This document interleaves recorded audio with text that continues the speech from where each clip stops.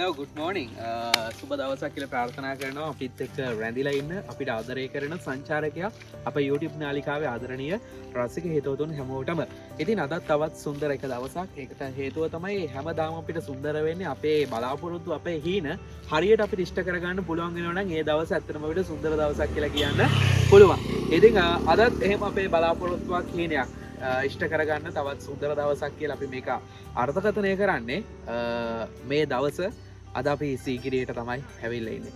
සීගිරිය කියලා කියන්නේ ශ්‍රී ලංකාවේ අතිශය සංචාරක ආකර්ෂණයක් දිනාගත්ත ශ්‍රී ලාංකිකයින්ට අතිශය වැදගත් බොම වටිනාකමකින් අනුන ස්ථානයක්. ඉතින් ඒ නිසාවෙන් අද දවසේදී අපි සංචාරය කරන්න බලාපොරොත්තු වෙන මේ ස්ථානයට බලමු මේ ස්ථානයේ තියෙන අපූර්වත්වය සුන්දරත්වය මොන වගේද සහ ඔබට පුළුවන්කම තියෙනවා මේ ස්ථානයට එනවනම් එන්න ඕනි. ඇයි සහ මේ ස්ථානය තුල ඔබට දකින්න පුළුවන් විශේෂ කරුණු කාරණා සහ මේ ස්ථානයේ තියෙන අපූර්වත්වය මොන වගේද කියලා ඔන්න ඔබට පුළුවන්කම තියෙනවා දැක කියා ගන්න. ඊට කලින් අමතක කරන්න එපා සංචාරක අපේ YouTube නාලිකාව subscribe කරන්න. දිගටම අපිත් එක්ක රැඳෙන්න.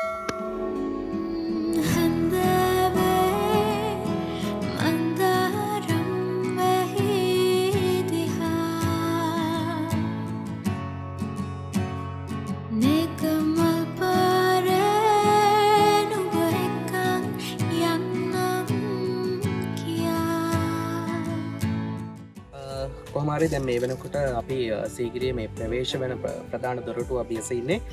එතකොට අපිට සිද්ධ වෙනවා සීගිරියට ඇතුළත් වෙනකොට රුපියල් ශ්‍රී ලාංකිකයෙක් නම් රුපියල් 100කට ආසන්න ප්‍රමාණය රුපියල් 100 රුපියල් 100ක ටිකට් පත්‍රයක් ප්‍රවේශ පත්‍රයක් ඔබ මිලදී ගත යුතු වෙනවා.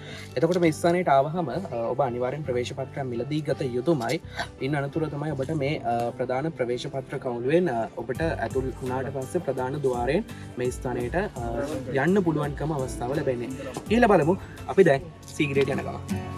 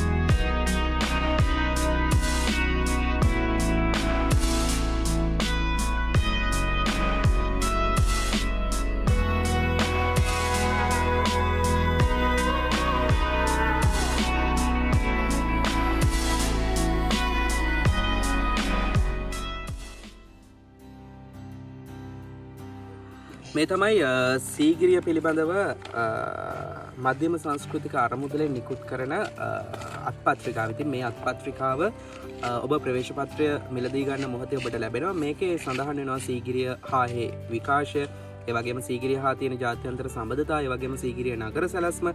එතනින් එහාට ගියාම බිතුසිතුවම්, කැටපත් පවුරේ කුරුටු ගීත ඇතුළු මේ සියලුම විස්තර. ඊට පස්සේ මේ සීගිරිය පිහිටීම මේ සැලැස්ම ඇතුළු සියල්ලක් පිළිබඳව තොරතුරු මේක අන්තර්ගත වෙලා තියෙනවා. ඉතින් මේ වන විට අපි සීගිරියේ පර්වතයේ ඉහළම ස්ථානයට අවිලා තියෙනවා. ඉතින් මේ ස්ථානය තුළ පුංචි වෙලාවක් විවේකී අරගෙන මේ ස්ථානයේ අවට අපිට බලන්න පුළුවන් 360 view එක. මෙතන ඉඳන් අපිට පුළුවන් පිදුරංගල බලන්න, ඒ වගේම දඹුල්ල, ඒ වගේම මේ පැත්තේ වටා පිටාව තියෙන සියලුම ස්ථානයන් දැක බලා ගැනීමේ හැකියාවන් ඔබට තියෙනවා. ඉතින් විශේෂයෙන් අපි ඔබට සඳහන් කරනවා මේ හැම එකක්ම අපි ජාතික උරුමයන් විදිහට සලකලා මේ ස්ථානයට ඔබ එනවා වගේම මේ ස්ථානයේ පාරිසරික සුන්දරත්වය ආරක්ෂා කරගන්න ඔබට වගකීමක් තියෙන බව ඔබ අනිවාර්යෙන් සිත තබාගත යුතු කාරණාවක් කියලා විශේෂයෙන් මේ වෙලාවේ මතක් කරනවා. මොකද මේ ස්ථානයේ අපද්‍රව්‍ය බැහැර කරන්න විශේෂ ස්ථාන හදලා තියෙනවා. ඒ ස්ථාන වලට විතරක් ඔබ ගෙනෙන අපද්‍රව්‍ය බැහැර කරන්න ඔබ කටයුතු කරන්න වගේම ඔබ භාවිත කරන පොලිතීන් ප්ලාස්ටික් වගේ දේවල් එහෙම මේ තැන්වල දාන්න එපා. මොකද අපි මේ දේවල් රැකගත්තොත් එහෙම මේ ජාතික උරුමයන් අපේ අනාගත පරම්පරාවට නූපන් දූ දරුවන්ට අපිට ආරක්ෂා කරලා දෙන්න පුළුවන් කම තියෙනවා. ඒක වගකීමක් විදිහට හිතේ තබාගෙන වැඩ කටයුතු කරන්න කියන ඉල්ලීම කරන ගමන් ඇවිල්ලා නැත්තම් අනිවාර්යෙන් සීගිරියට එන්න. සීගිරියට ආවතින් පිදුරංගල යන්න අමතක කරන්න එපා. මොකද සීගිරිය පිදුරංගල කියලා කියන්නේ කිලෝමීටර් 2ක විතර තියෙන දුර පරතරයක් තියෙන ස්ථානයක්. ඉතින් පිදුරංගලටත් ගිහිල්ලා සීගිරිය දර්ශනය පිදුරංගල ඉඳන් බලනවා වගේම සීගිරියට ඇවිල්ලා සීගිරිය ඉඳන් පිදුරංගල දර්ශනය අනිවාර්යෙන් බලන්න අමතක කරන්න එපා.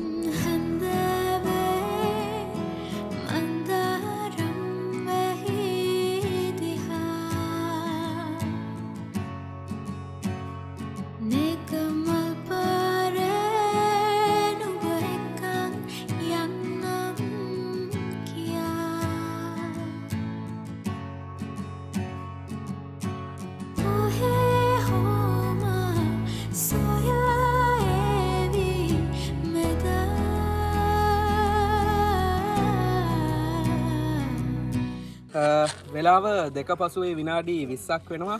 සීගිරියට ආවා. සීගිරියට ඇවිත් සීගිරියේ තියෙන සියලුම ස්ථාන දැක බලා ගත්තා වගේම අමතක නොවෙන්න මතක තියාගන්න පුළුවන් වෙන ලස්සන ඡායාරූප ටිකකුත් ඔන්න අපිට ගන්න පුළුවන්කම ලැබුණා. ඉතින් අද දවස බොහොම සුන්දර දවසක්. බොහොම සතුටින් ගත කළා. තවත් සංචාරකයාගේ ට්‍රැවල් ලිස්ට් එකේ එක ස්ථානයක් මේ විදිහට අවසන් කරන්නේ තවත් සුන්දර තැනකට යන බලාපොරොත්තු වෙ විදිහටම ඉතිරි කරමින්.